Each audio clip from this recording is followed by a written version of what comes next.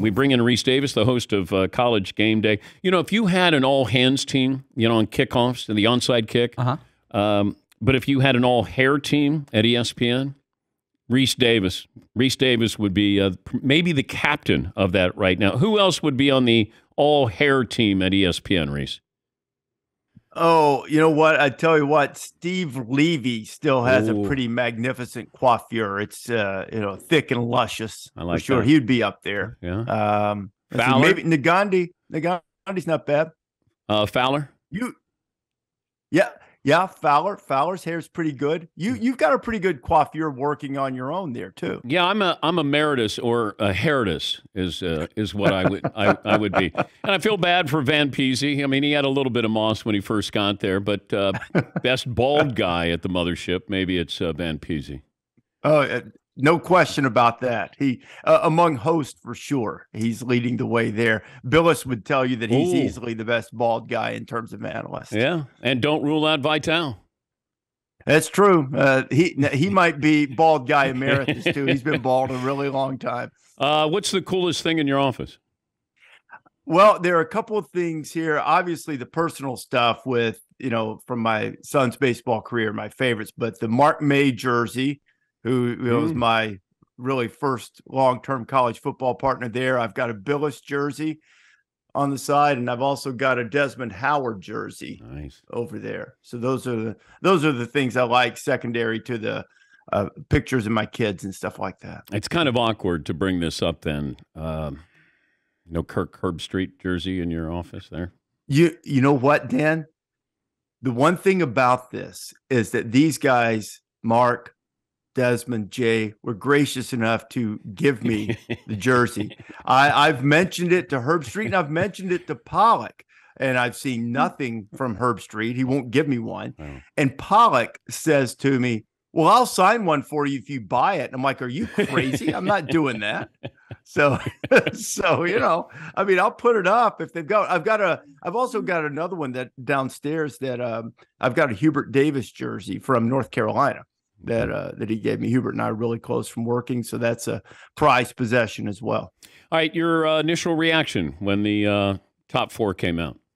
I thought I didn't have a problem with it. Personally, I would still have Tennessee 4 ahead of TCU, but you're splitting hairs. I mean, both teams are really good. Both are deserving of being in the top 4.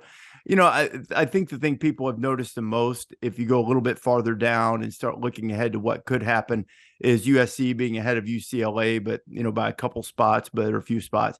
All that's going to work itself out. I didn't have a big issue with anything really the first 2 weeks that they've done. I thought they were right to put Tennessee number 1 prior to the Georgia game, and I think that it was reasonable to have them at 5 behind TCU. But personally, I would have had Tennessee 4.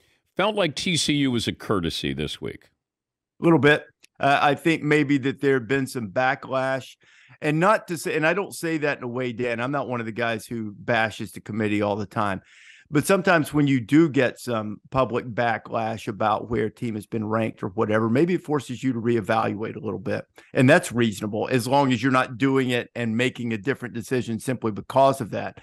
Because nothing really changed. TCU did the same thing they've done almost every week. They fall behind. They turn on that powerful offense. They win the game. But this time they got the benefit of the doubt. And I thought one of the questions, that I asked Sonny Dykes last night, that'll be a question for Boo Corrigan going forward. Should it be necessary for TCU to be undefeated as the Big 12 champion? Because the Big 12 is good and balanced and deep. And TCU easily could be a one-loss Big 12 champion and still be worthy of consideration for the playoffs. Yeah, trying to figure this out with some of these teams on the periphery. USC is a couple points away from being undefeated. Where would they be if they were undefeated? Mm-hmm. Would they be a top 4 team because you bring in pedigree? I don't know if you would bring in pedigree, but I think they're powerful. They would be in a similar situation to TCU, Dan, because their offense has been terrific and their defense hasn't been as good. One could probably argue that in many respects, TCU's defense has probably been a little bit better than SC's. Yeah. And SC has found a way to win on a couple of occasions. They've let a lot of teams stay in the game for a long time. if they've been able to, stop that 2-point conversion or stop Utah from scoring late, they probably would be around 4 or 5, I would think. But they have some faults on their squad too. They have some warts, as many of the teams do this year. Probably warts for everybody not named Georgia and maybe Ohio State. Could you see Ohio State and Michigan both getting into the Final Four? What would the scenario be where you could see the two Big Ten teams? To me, I think that is every bit as valid a question as the SEC. And I think what it would take is a Michigan win. And that's not to say that I think necessarily that Ohio State is, worlds better, but Michigan's non-conference schedule, through some fault of their own, but some of it UCLA, I think, had backed out of a contract a couple of years ago or something. Originally, they were supposed to play UCLA, but all you could do is evaluate what they did, and their non-conference schedule was not good. Their best non-conference opponent was UConn.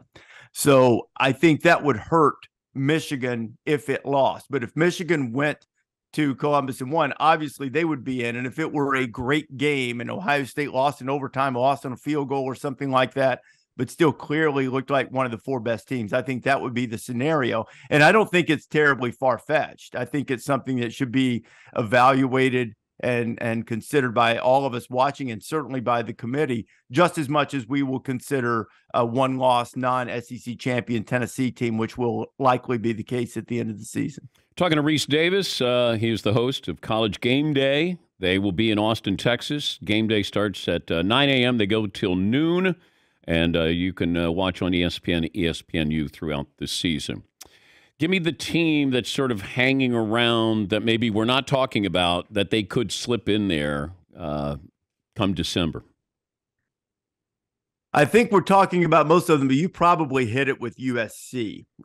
Oregon would be an interesting case study because I've always been one that if you have a behemoth loss, as Oregon did, losing by 46. A few years ago, Penn State had a 39-point loss and didn't get in. Ohio State had a 31-point loss, didn't get in.